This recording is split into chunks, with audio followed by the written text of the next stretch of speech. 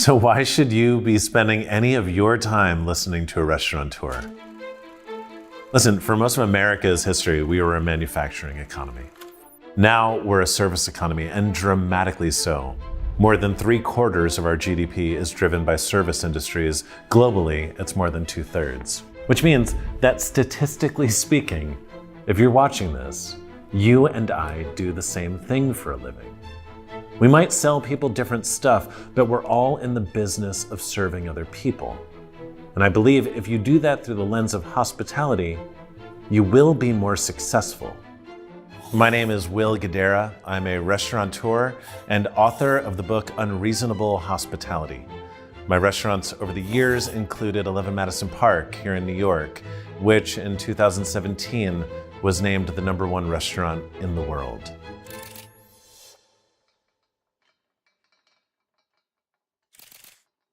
Service and hospitality are not the same thing. Service is the thing you're doing. In my world, it's getting the right plate of food to the right person at the right time. Hospitality is how you make people feel when you do that thing. In The Bear, season 2, episode 7, it's called Forks, when Richie goes to work at the fancy restaurant, and when he gets there, he has no passion whatsoever for hospitality, but by the time he leaves, he is completely addicted to it. You see the light bulb turn on, where Richie recognizes how fulfilling and how much nobility there is in providing graciousness to others. I don't care what you're serving, what you're selling, the way you make people feel will be the thing that they remember more than any of that. Now, why unreasonable hospitality? Well, you look across disciplines, whether it's directors or athletes or designers, entrepreneurs, the most successful out there are relentless in bringing the best version of themselves or their product to life. They are unreasonable in their pursuit.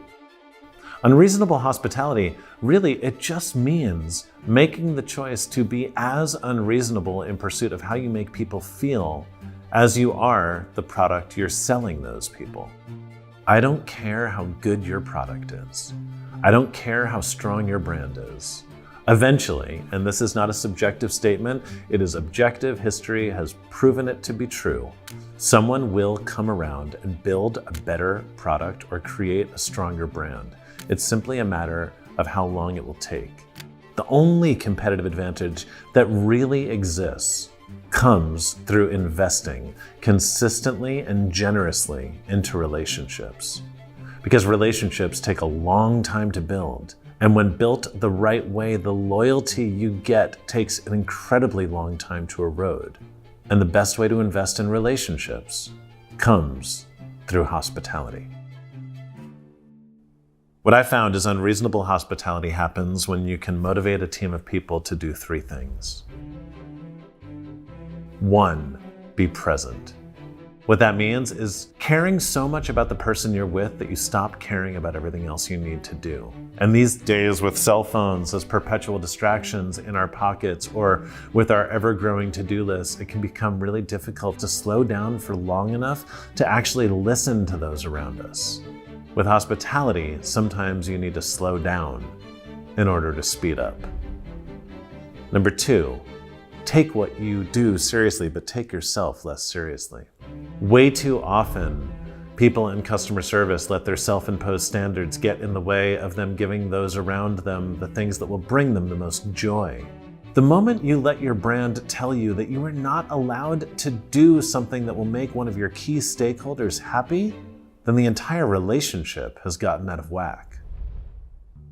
And third, if hospitality is about making people feel seen, the best way to do it is not to treat them like a commodity, but a unique individual. The best form of hospitality is not one size fits all, it's one size fits one. The greatest gestures are bespoke to the people you're extending them to.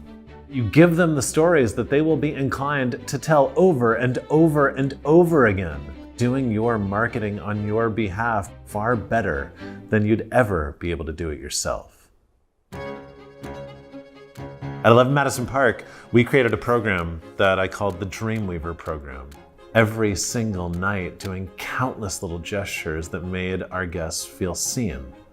One time, a guest called us before he came into the restaurant to just warn us that his dad was more of a Budweiser steak and potatoes kind of guy than what we were serving. And so we had these fancy champagne carts where they were pictured like a champagne bucket on a cart that we'd push over to the table. The Dreamweavers went around to every bodega in the neighborhood and bought every available type of bottled bud, and we filled the champagne cart with that instead. The moment we pushed that up to this guy's dad, immediately he felt at ease. He was now in a place where he belonged, and he was that much more able to enjoy the meal that came next. I talked to that guy's dad about a year ago because that guy was a friend of a friend. His dad didn't remember a single thing he ate that night, in spite of the fact that we were serving some of the best food in the world. But he'll never forget how we made him feel when we pushed over that Budweiser cart.